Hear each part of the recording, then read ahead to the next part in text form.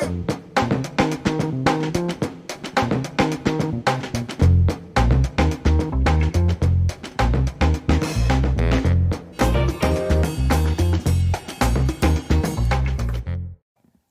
to the Digible Dudes podcast. I'm David. I'm Reid. And Reid today is a special bonus episode. We think short form, but you're going to be reading off your new tradition, which is an annual poem. That's correct. You gave me gum right before this, and now I feel like, did you ever see that? Is it still in your mouth? Yeah. I already spit mine out. I was sitting on my nutritious bar over here, waiting for me to have another break so I can try to mute the freaking barbecue that we just ate. Yeah, well, I figured that this is mostly going to be your podcast. I was like, I don't want to remove. But did you ever see what's that? The SNL with like the Bronx chicks. You know what I'm talking about? The Bronx chicks. There's like, oh man, I got to show you now. But there's these two of the women from SNL from like the early 2000s play these two women from the Bronx, and they're just smacking on their gum and like going, I gotta show you right after this. But that's what I feel like this episode's gonna. It would have been if I had kept my gum. Yeah, but I'm doing most of the reading, so yeah. So walk us through how did this hit you? I think you started this last year, and this is round 2. Yeah. Well, I don't know if I read somebody's recap. I'm sure that's how it happened. Is I saw some other founder writing a recap of their year, and it just really boring. So I'm glad I'm not remembering who that was or what company it was. That sounds shitty. I thought you were gonna say you're glad you're not boring. Well, maybe it is. Maybe I am. I just remember feeling like, man, couldn't you have done something a little more creative than that? And I have a bad habit of asking myself that question either in my head or out loud. So, yeah, I threw the idea by you guys, and usually you indulge me on that kind of stuff. And once I wrote the first one, I said, I guess this is now got to become a tradition. And so I think you brought it to my attention at some point in early December, asking if I had already written the poem. And I was like, hell no, I haven't even started. So I got it together and spent a few days on it, and here it is. All right. So ode to 2020. Oh, where to begin? With a year like 2020, no comparison is akin. Hot messes were plenty. Wildfires spread with rage. Racial tensions exploded. Political chaos took the stage, but nothing trumped COVID. Now let's back up a bit, or maybe a lot, before the shit hit, when the world had a shot. That means January, of course, if you can think 12 months back. It was about hope, not remorse. Life was on track. Digible was growing, perhaps a little too fast. Which way were we rowing? We needed a mast. It came from our prez in the form of a book. David delivered otra vez. EOS was his hook.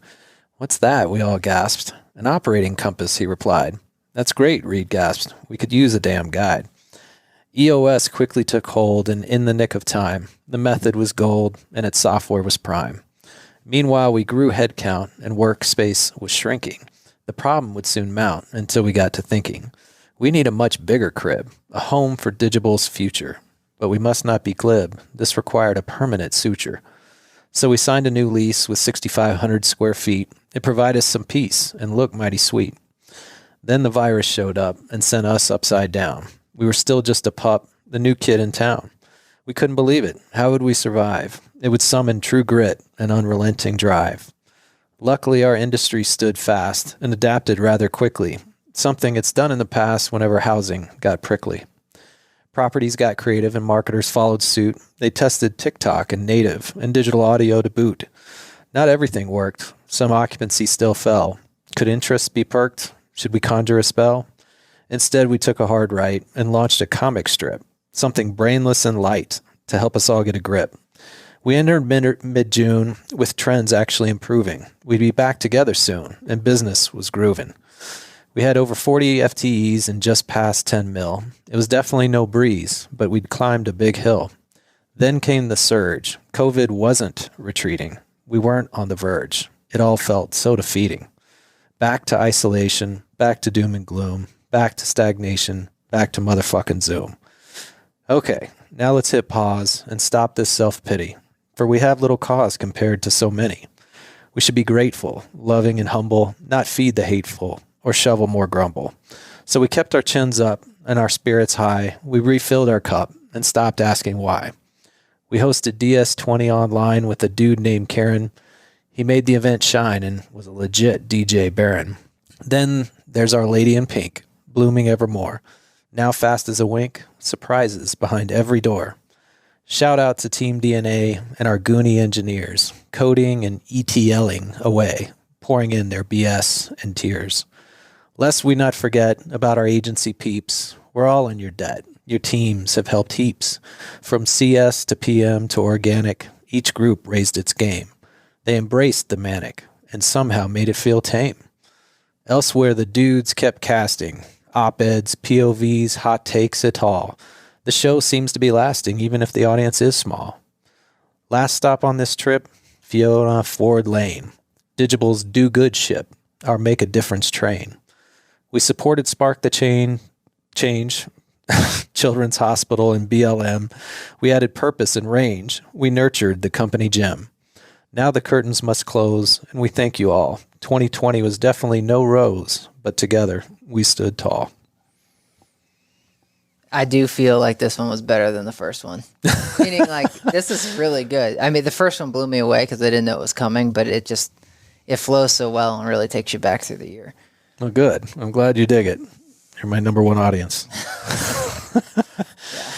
But yeah, it was fun. We did say, probably moving forward, if not, I think we made that decision that I'll get this sucker out and then we'll bring in Nicole and we'll feed off of it just to talk about, I guess, all the memories and kind of perspective on year-end close. Yeah, what the year-end close look like. But definitely a hell of a year, a lot of fun, but certainly a wide range of emotions, given everything that happened.